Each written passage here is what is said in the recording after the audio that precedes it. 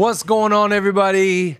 Happy Thanksgiving, first of all. Tomorrow is Thanksgiving, and I just want to say a very, very happy Thanksgiving and welcome to another edition of Leadership Lean In, the podcast. We are leaning in to the subject of leadership, trying to get a little bit better. We don't have all the answers. We do not have all the solutions, but we're leaning in. And when you lean into wisdom, when you lean into leadership, guess what? In return, it leans back into you and you get a little bit better. I want to say thank you to everybody who is sharing the podcast, subscribing to the podcast. Make sure you subscribe to our YouTube channel. Make sure you subscribe to Spotify or on Apple iTunes. And we are very excited about all things Leadership Lean In. Follow us on Instagram. We have an Instagram account now, people. Follow it. Share it, like it, all those kind of things. Okay. Again, happy Thanksgiving. I hope you enjoy an absurd amount of food. Now, remember, when it comes to Thanksgiving, you got to pace yourself. You know, I've been thinking about, I need to go on a long run Thanksgiving morning. I need to earn, or play basketball. That's kind of my tradition. I got to earn my calories. I got to pace myself, not too much grazing, not too much, of the smorgasbord of the charcuterie board. By the way, charcuterie, got to admit, tough word to spell, a great plate to consume. So be careful and just make sure, you got football on in the background. You're around friends and family, kind of a little bit of a smaller group this year. I get it.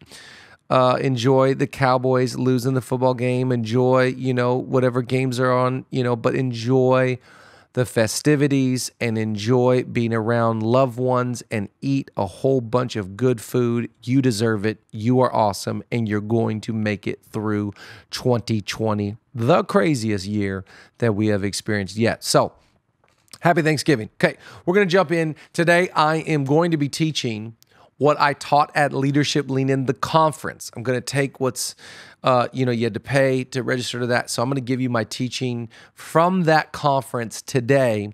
And I really liked it. I really enjoyed it. I went back through the notes and I go, gosh, I really enjoyed this thought. So let's just jump right into the content. Okay. Greatness has this in common. I'm always looking for the common denominators when I get around great leaders. What do they all have in common? They're all very disciplined. By the way, I want to encourage you to read the book, Atomic Habits. Incredible book. They're all very disciplined. They've got great habits in their life. They all carry a sense of security. In fact, when I get around an insecure leader, I think, wow, you've stooped everybody. Everybody thinks you're great, but your soul is shallow. You're a shell of the true person. So when you get around great leaders, they have a common denominator about them. I want to give you a few thoughts, observations about great leaders, because I believe that you are a great leader and you're going to become an even greater leader as you lean into your leadership. So a few thoughts. Number one, they live a mission over me lifestyle. Great leaders, when you get around them, you can always tell that they are not about self. They are all about mission. The mission of their organization, the mission of, in my field of work, church. They're mission driven, not me driven. And all of that gets worked out when you start dealing with the motives of your life. Why do I do what I do? Never give your life to a what, always give your life to a why. And great leaders, this is what I love about Bill and Melinda Gates. This is what I love about Jeff Bezos. All these people that have incredible wealth, they realize, it's not about all this money. They all become philanthropists. Why? Because it's not about me. It's all about being on mission. I want to encourage you, if you are living a missionless life, go back, get a pen and paper, and discover, why do you exist? Why have you been given these gifts and talents? Why do you have such a grace in this area? What is it for? It is for the mission and the purpose of your life. Number two, failure does not define them. They might have, I know it's an old cliche saying, but hear me. They might have made a mistake, but they are not a mistake. Years ago, I read a phenomenal book called Failing Forward. That's failure. You got to get up, dust yourself off, and try again. The only true failure is not getting back up. The only true failure is not trying again. It's like that old Michael Jordan commercial. It's the old saying, he's like, I missed this many shots, this many free throws, this many 3-pointers. I've missed this many game winners. And that is why I succeed, because I'm not defined by my misses. I keep on shooting the ball. And when you're around great leaders, you can identify, well, there's a mistake here. There's a relational fallout here. You went bankrupt in this season. How have you been able to continue to go? Great leaders do not let failure define them. They're not defined by their mistakes. They're defined by their mission. They're defined by their relationships. They're defined by the fact that they just keep on going, keep on loving, keep on serving, and they're not deterred by a season or a decision of failure. You've made failing decisions. I've made tons of mistakes, tons of failure, and I just choose. This is a bump in the road. This is a whoopsies. This is a mistake, but I'm going to keep on going. Number 3, they are lifelong learners. I love this. I love this about greatness.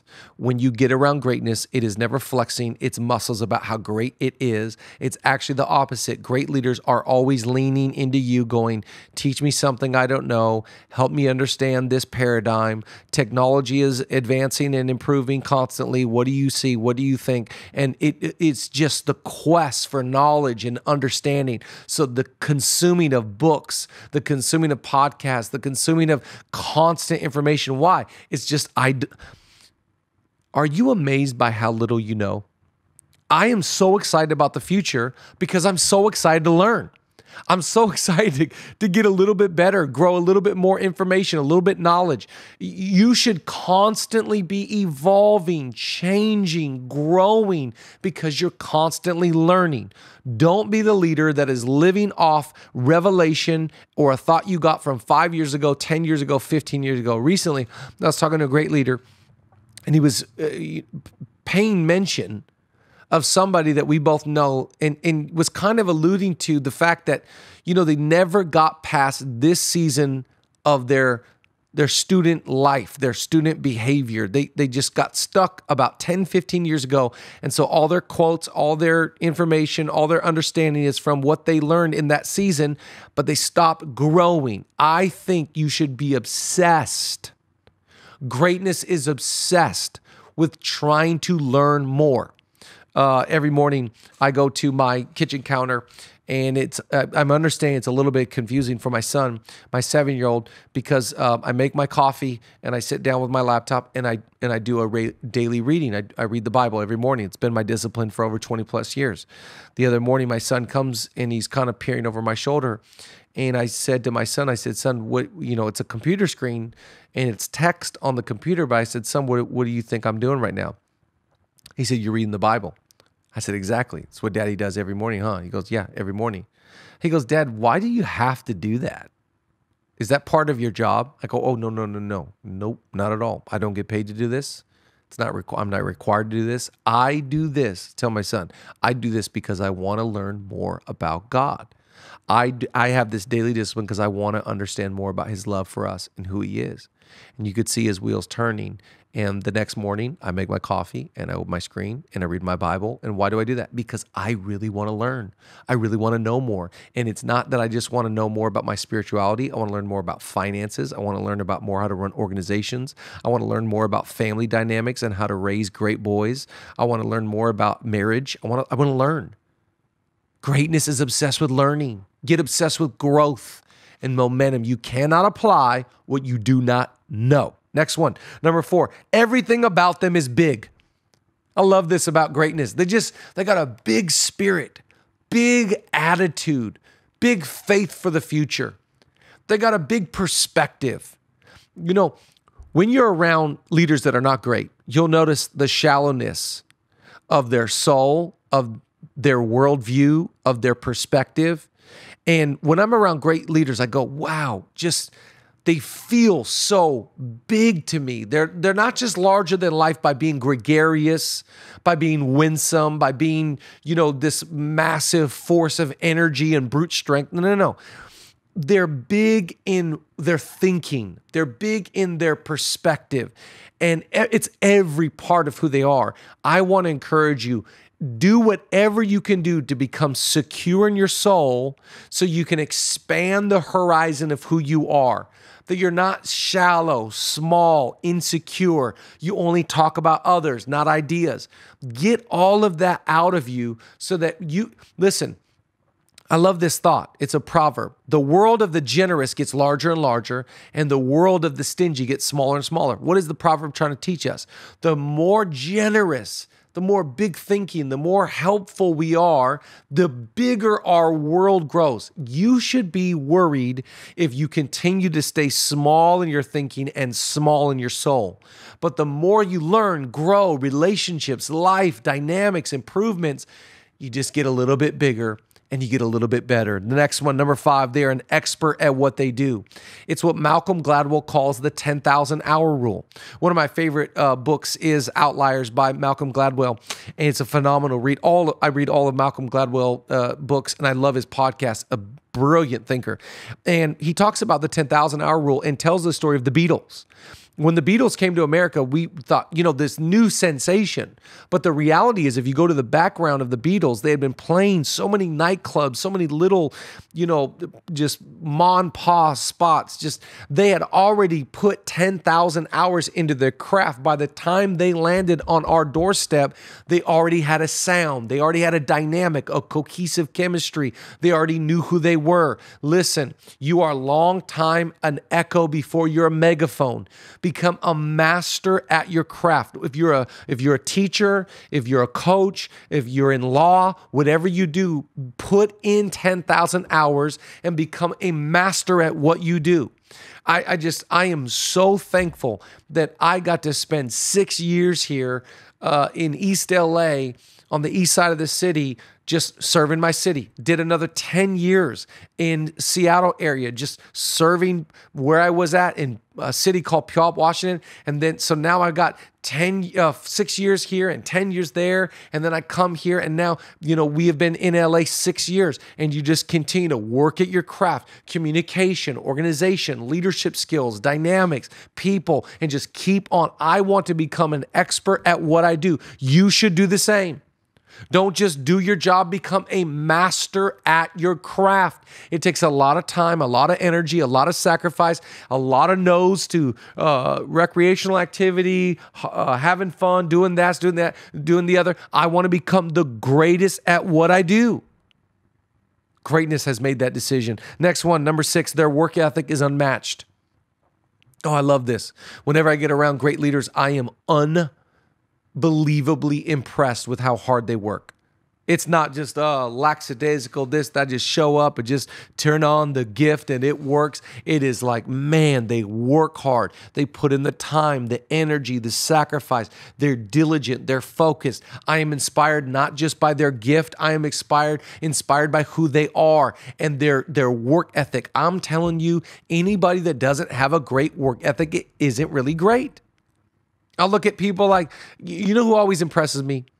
Jimmy Butler always impresses me with how hard he works. You know what impresses me? Russell Wilson, LeBron James. These guys are the best in the world at what they do. And why? Because they just outwork everybody. You should, in your field, whatever sphere of influence you have, whatever your occupation is, outwork everybody else.